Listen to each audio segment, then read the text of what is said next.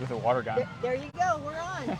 Good afternoon and welcome. It is Facebook Live. You're here with myself, Travis Stovall, Gresham Mayor, and today we have Assistant City Manager Steve Fancher.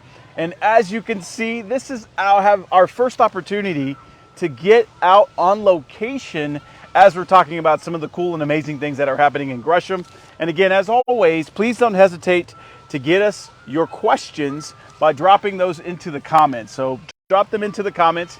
Make sure that we can get your questions answered. We've got a few that we've already gotten, so thank you for those. We are going to try to get those answered.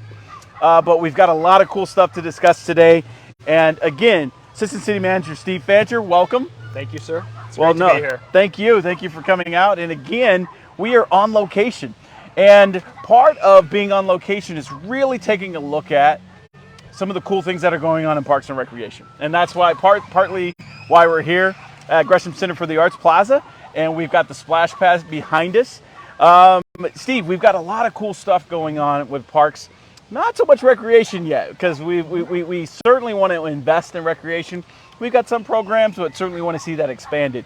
Talk to us about some of the cool things we're looking at. I know we've got Gradin Sports Park. We actually purchased the Shaw property that potentially is going to go into a nature park type of thing.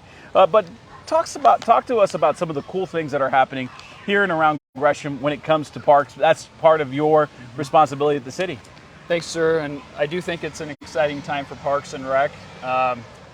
We do have, well, you said that we don't have a lot going on with recreation. That's right, but you, as mayor and council, did pass $300,000 in funding for us to mostly partner with community organizations to really enhance the recreation that we're providing to the community. So there's some great examples of where we're able to help organizations out to really provide equitable services to folks that aren't getting it right now. You mentioned this Gradin Sports Park, really exciting because a few years back we were able to have some successful lobbying through our local representatives and get $2 million in state lottery funding dedicated to the sports park. COVID kind of delayed that funding, but then in addition to that, just in March of this year, we learned that we were going to be getting another $2 million, this time as an earmark from a federal legislative bill to have $10 million of projects in the area, but $2 million of that will go to the Gradin Sports Park. Combine that with some other funding, and we've got about a $5.5 to $6 million project coming our way. We really would like to see that sports park built out with regard to the softball and baseball and soccer fields, so it becomes more of a true tournament quality facility for the region. It'll help bring tourism to Gresham, but also all of those kids that travel elsewhere for sports tournaments can now play here at home. And we, with the federal funding that's come our way, it does take a little longer to get through the processes to spend that, but in 2024 we anticipate building that second phase.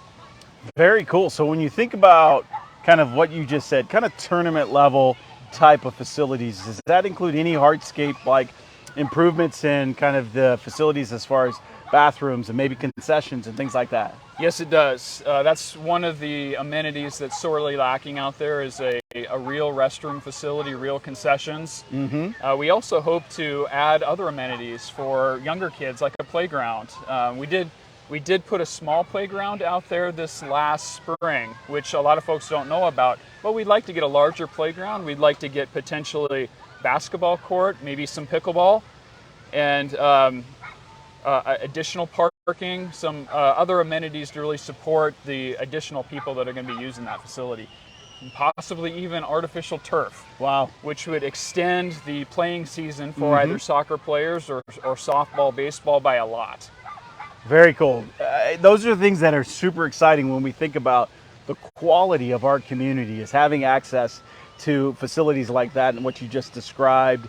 And again, I mean, what we have here behind us was a long-term in the vision, and a number of years ago we were able to put this in. I know we've done things like Hogan Butte, which is a gorgeous park that gives you some incredible views across the region. So very cool what we've been able to accomplish, but certainly want to see some expansion of that as we go forward, because that is very critical as we continue to move forward. Now, historically, we really haven't had any program management in regards to some of the things that we're talking about here, but now we do. Is that correct? So we do have some additional funding from council. It's much appreciated to really start looking at more programming, community events. Again, we're limited. We'd like to expand. The community is always asking for more support there. Now, one thing we did do with Mayor and Council direction last fall was we set up a Parks and Recreation Community Advisory Group. This is a group of 30 individuals that represent every neighborhood in Gresham. Very diverse interests in the Parks and Rec and other areas, and they've been advising us and developing a vision for what they would like to see the Parks and Recreation system be for Gresham. We do plan on coming back to council in the fall with some recommendations. Of course, expanding a Parks and Rec system would require funding, and that's a challenge, and especially right now with the way that we've seen inflation hitting the community. But timing, there could be an opportunity a year, 2 years, 3 years down the road for council to advise us on how to move forward. Excellent. Very exciting, because the opportunities there with Parks and Recreation is about engagement, it's about opportunities, it's about really giving our youth the opportunity to have an outlet, to be engaged, and to be able to not just think about the physical activity, but the commitment to team sports and things like that. Very critical as we think about the opportunity that exists before us. Now, with parks, it takes a little bit to get to them. I mean, you can build them, and nice enough, we've got opportunities for people to walk to parks. But when you can't walk to the park, you sometimes have to drive. And wow, as we think about the infrastructure, sometimes people forget about what it takes to truly keep our transportation network running smoothly. The other day, I got to drive down Stark. I was at Stark and 242nd, Stark and Hogan, as some people may call it. And wow, the improvements there, impressive. So we've got a lot of work going on with our Hitting the Streets program. Talk to us about that, because I think there has been a little disruption, but not much that I've seen, but some really cool improvements once we get the opportunity to make these investments. Thank you, Mayor. And that's a historic project for Gresham.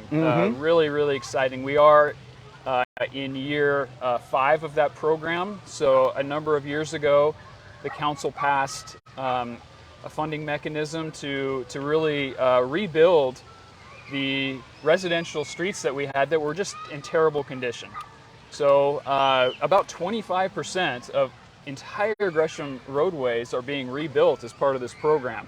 It's a massive undertaking, and really excited to say this is our second to last year. We've done 110 lane miles of streets out of a total planned 150. So when we're done, I think already now you've seen a marked change in the condition of the streets. And we were talking about potholes and cracked streets that really could be a safety hazard for people on bicycles, or even cars driving into potholes can cause some damage. So the comments we've received from the community so far are nothing but positive. Very, very happy that their neighborhoods look much better aesthetically, they're safer. And again, we just have, after this summer season, we'll have one more year of that program, and we'll have all of the failed streets rebuilt. Wow, that is absolutely impressive. Now, sometimes when you think about public finances, some folks will ask us, well, how can you invest in this over here when we also need investments over here? Now, when we think about roads and our transportation infrastructure, some of those dollars are they are earmarked specifically for that area. So it's not that we can take the bucket of transportation dollars and move them over into parks or move them over into general operations. They are specifically earmarked, for that, and have to be used for that. That's exactly right. So the great majority of our funding, as every city in Oregon, for street maintenance and for streets, comes from the state's gas tax and vehicle registration fees. And legally, that money can only be used for that purpose. So it's exactly right. So if the community says that, well, streets aren't my priority, I would rather see that money spent elsewhere, legally we can't do that. We have to use that funding source for that purpose. And that's exactly what we've done. We've really, I think in Gresham, we're able to spread the money that we have, the resources we have very efficiently. We get more bang for the buck out here than compared with some other cities. City of Portland generally, when they bid out a construction job, doesn't quite get the same value we do. So we're very proud of that. And we also look for external funding, as we've talked about, anywhere we can to try to supplement what we have. Excellent. Well, that's like I said, our Facebook Live sessions are really about letting our public know and our community members know exactly some of the questions that we sometimes get, even offline, and we get an opportunity to answer that. So that's a question I get often. How can we be investing heavily over here when we also need funds over here?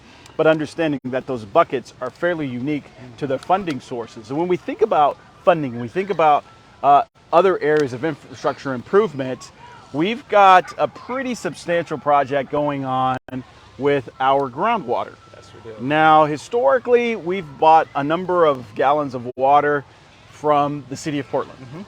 And now what we're doing is we're working with Rockwood PUD to put actually wells in the ground so that we can get our sources of water for the city of Gresham and all of our water needs from there. Talk to us about that alliance that we're now forming to further have a very direct opportunity to control our water source. So thank you, Mayor. Yeah, I'll step back a little bit. So about 5 or 6 years ago, the city of Portland started experiencing a number of detections of what's called Cryptosporidium in the water source. And many folks know that we, as other suburbs and entities around Portland, have always purchased our water from the city of Portland. It's really, they've been the water supplier for the whole region. But with those Cryptosporidium hits, they were required by the federal government to install a filtration plant. Now, this filtration plant is something they're working on now, but the construction costs of that are somewhere between $1.2 billion and higher. Wow. What that means is that they were warning us that the cost of water was going to dramatically go up. So we, as others in the region did too, started looking at options.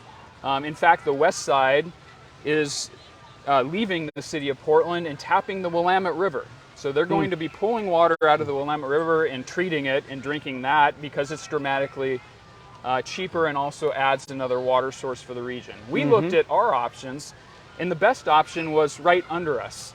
We have a vast source of clean, very deep, protected groundwater. And I'll say that we drink this water now. So this is the city of Portland's backup drinking water supply. It's also the city of Vancouver's only water supply, and one that we in Gresham have been drinking for many, many decades. So we know it's safe, it's clean, and it's the least expensive for us to pull from and develop. So we partner with Rockwood Water People's Utility District to develop a plan for how we could stop buying water from the city of Portland and supply ourselves. The financial impact is dramatic. So we looked, what would be the impact on a typical customer? But in 2040, it's about $60 a month savings. Wow, that's substantial. So it's substantial. The cost of water in the region is going up. I'd say around the nation, the cost of water is going up. But we're able to really limit that financial impact on folks by doing this plan. And it does involve installing some new water wells, some water treatments, and then new distribution and storage. So you're going to see some construction around the city going on. We're going to be doing this construction till 2026, and that's when we're anticipating the new water source to be online. Very cool. Very cool. And now the source that you talked about, that's an aquifer, correct? Okay, so it's up to 1,400 feet deep, so it's extremely deep. Wow. It also has what are called confining layers of clay that keeps. It's not the surface water doesn't make it to this source from that we're standing on here. It's a source that really comes from under the Columbia River, miles and miles from here. And it's a vast source, very, very large aquifer. We've studied it. We know how large it is, generally the quality, so what the treatment requirements are going to be. And we think it's very sustainable, and it's the best option for sure. Excellent. Well, I'm very excited about what lies ahead for us. Your Department of Environmental Services, DES, Assistant City Manager Steve Fancher. So thank you for the conversation. We got a lot of great information. So greatly appreciated. But we've got something coming up this weekend that we want to talk about. This weekend, we've got the 20th annual Gresham Arts Festival. So the 20th annual Gresham Arts Festival. And today we've got a couple of folks that are going to be joining me to talk about this. Sasha Cannell. I will turn it over to you to kind of talk about some of the cool activities that are going to be happening this weekend. It's July 16th, and we've got a lot of cool stuff happening. Sasha, it's all yours to kind of let the viewers know exactly kind of some of the cool things that are happening. Awesome. Thank you, Mayor. My name is Sasha Cannell, and I work at the City of Gresham in Communications. And as Mayor said, we are having our 20th annual Gresham Arts Festival this weekend. If you aren't familiar, the Gresham Arts Festival is now here at the Arts Plaza. So the whole festival will be right here. We have tons of fun stuff for the whole family. We have over 120 artists. Live music is back. We have a local rocker, Dalton Huxley, here. Regionally and nationally renowned country stars Nate Bodsford and Brittany Kellogg, excuse me. Chervona, a Eastern European band, will be out here. We have some local students that will be performing as well. We have an epic kids village, which I'm super excited about. We've got a rock wall, bounce house, Reptile Man will be back in the area. We've got some performances from U.S. World Class Taekwondo, face painting, tons of fun stuff for all of the kids, free activities for the whole family. The Children's Fountain will be here so you guys can keep cool. We'll have some local food places that you guys can enjoy and dine on right here at the plaza as well. And new this year, which I'm very excited about, is we have a Rising Artists area, which features some of our local students in the area and people like Miss Adia Fancher. So I will give that over to you, and you guys can talk about that a little bit, and you guys can enjoy that. Excellent. Thank you, Sasha. So Sasha just mentioned that we've got this local artist area that's going to be here this weekend, and who we have with us is Adia Fancher. And if you notice that Fancher is also the last name of our assistant city manager, Steve, and so yes, this is his daughter. So we are lucky to have such incredible community-focused individuals. And so Adia is one of the artists that's going to be showcased this weekend here at the Gresham Arts Plaza. And so we want to know a little bit more about you. So go ahead and tell us a little bit more about yourself, Adia. Well, my name's Adia. I'm 12 years old, and I have a booth at the Art Fest. I really like to paint portraits and draw anime art. It's like one of my favorite things to do. Excellent. So give us a little bit more about, so you grow up here in Gresham, I assume, those types of things. What do you enjoy doing when you're not actually painting incredible photos or pictures or portraits like this? Definitely playing basketball. That's my favorite thing to do. I play every day. That's my favorite thing. And you see you have was that a basketball tournament shirt? Yeah, we won the tournament. Champions. So wow, not just does she enjoy playing basketball, but I guess she's probably pretty good at it if you're wearing a Champions shirt. So what did it take to get prepared and ready for the art festival? Well, in like 2 months, I've just been like painting and making art, stocking up on that, and having to figure out how to set up my booth and stuff. Impressive. So where did you learn how to do such great art? Is it just natural? Did you wake up one morning? I just taught myself, just like always drawing and then just trying to keep going. Because that's impressive. Thank you. I mean, at your age, I could not paint anything like that. At my age, I still can't paint anything like that. So that is very impressive. So what are you looking forward to the most this weekend? Well, I come to this art fest every year, and I'm really excited just to be able to be a part of it this year and sell my art there. And I'm really excited just like sell my art to customers and stuff. Excellent.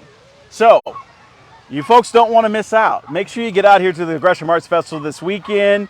so that you can meet Adia and all the other people.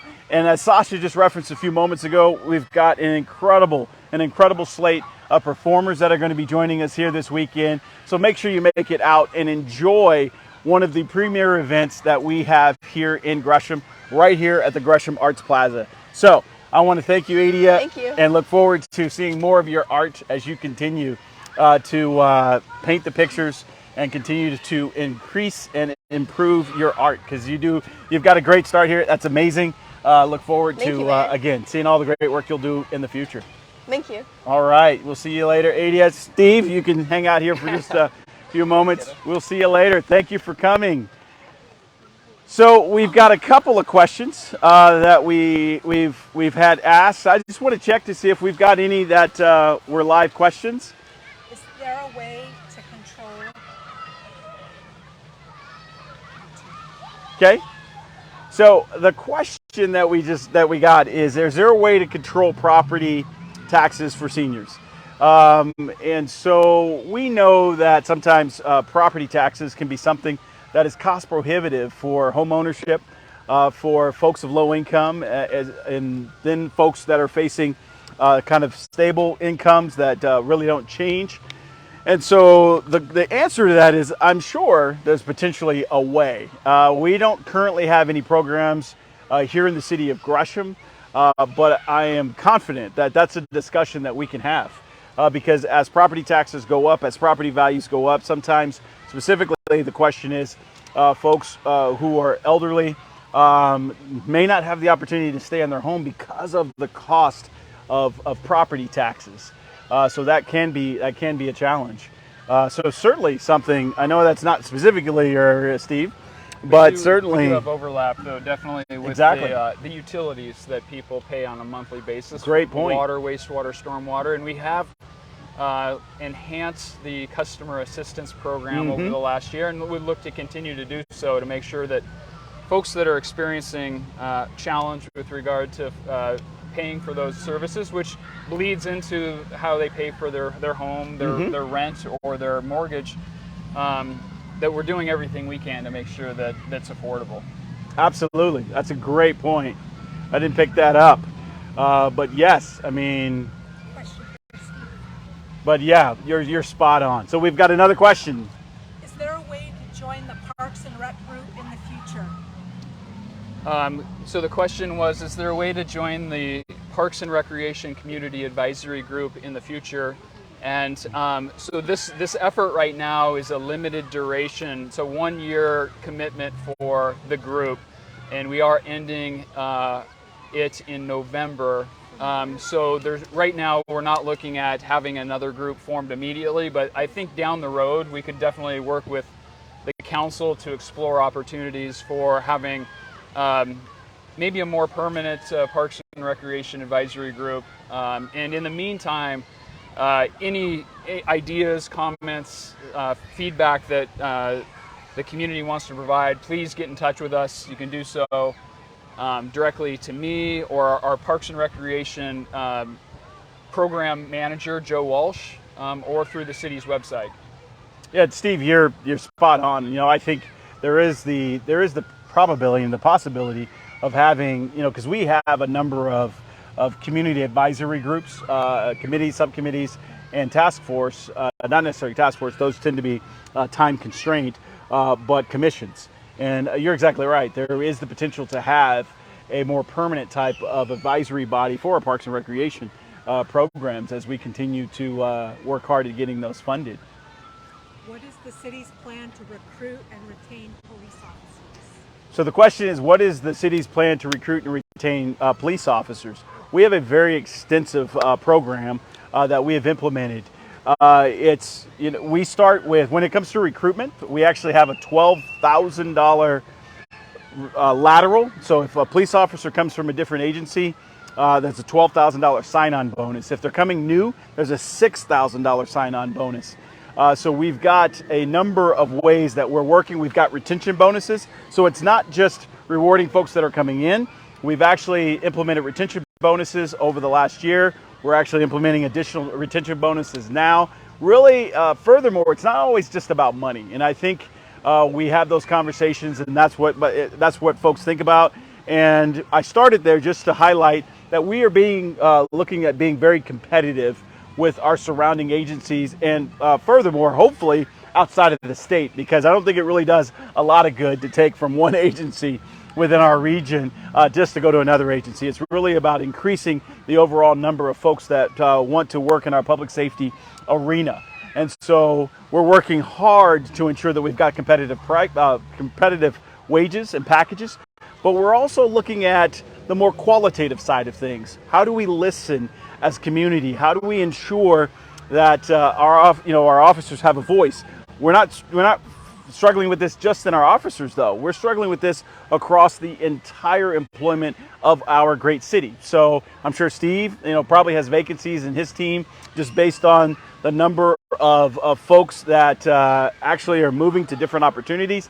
So we're all faced with having to retain and recruit. Our fire department is another area that we also are looking at ensuring that we retain and hire there. And our support staff, our admin staff, all of those areas are areas we also have to do the same thing. We have to be competitive because it's difficult. It's difficult to recruit, retain our great team members, in police and fire and beyond, if we don't have the folks to recruit them. And so we have to ensure that we've got the human resources there. We've got to make sure that we've got the IT resources there when we're bringing them on board. They want their computers to work. They want all of these things to function correctly. As for your team, if there's things that need to be done from a facility perspective, all of that has to be taken care of. So it's not just looking at the one department, but it is critical, as folks are hearing out in the community, it is critical that we do as a city what we need to do to recruit, keep, retain, and value our public safety individuals, our police, our fire, and everybody that supports them. And we've got a lot of mechanisms in place to get that done. We're also working at the state level to increase training opportunities. So when they come on board, some of the training opportunities have been limited over the last few years because of COVID. We've worked with the state to increase some of those opportunities to make sure if an officer wants to join us or we want to increase our number of officers that we have and they're new, we have to put them through a pretty rigorous training program, which is something that's a hallmark of the city of Gresham, a really good training program to make sure that when they go out into the street, they're safe, the community's safe, and we're getting the results that we desire. So we've got a lot of things going to ensure that we can recruit and retain our great folks and keep them trained.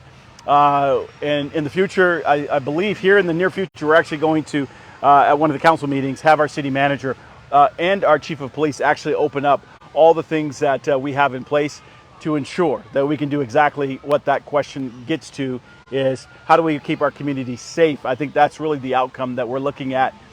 Finally, what I'll add to that is we also have hired a number of unsworn positions to help augment what our police officers are doing in the community to keep us all safe. So it's not just always the sworn, although those are very important. We also have to look at the unsworn, and they'll support criminal analysts, our public safety officers, those additional resources that we can bring to bear on the challenges that we face. So with that, we are coming to the end of our time, and I just want to take the opportunity to say thank you to Assistant City Manager Steve Fancher. The work he does, him and his team does, many times behind the scenes, is stuff that we don't always get to see, but I can tell you, without him and his team, a lot of things that we trust that will happen every single day wouldn't happen.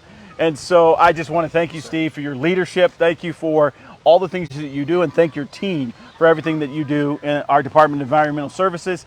I want to thank Adia and Sasha Cannell. They were here moments ago. Please come out to the Gresham Arts Festival this weekend.